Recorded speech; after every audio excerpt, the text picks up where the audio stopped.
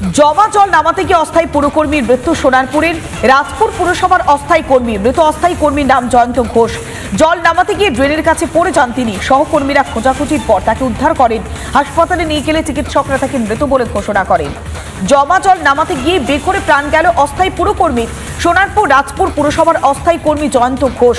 জল নামাতে তিনি ড্রেনের কাছে গিয়েছিলেন আর আচমকাই ড্রেনের মধ্যে তিনি পড়ে যান। এরপরে সহকর্মীরা খোঁজাখুঁজি শুরু করেন, তারপরে তাকে উদ্ধার করা হয়।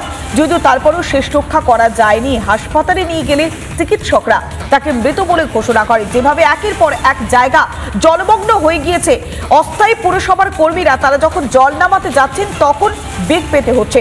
আর এবার জল নামাতে গিয়ে বেঘরে প্রাণ গেল অস্থায়ী পুরকর্মীর। পরিবার পরিজন কি বলছেন, কতখানি উৎকণ্ঠা তাদের মধ্যে, সব হারিয়ে রীতিমতো ব্যাকুল পুরসভার অস্থায়ী যে কর্মী যার মৃত্যু হচ্ছে তার পরিবারের সদস্য। এসেছিলাম লাস্টে, ওটা আমার জ্যাঠা হয়।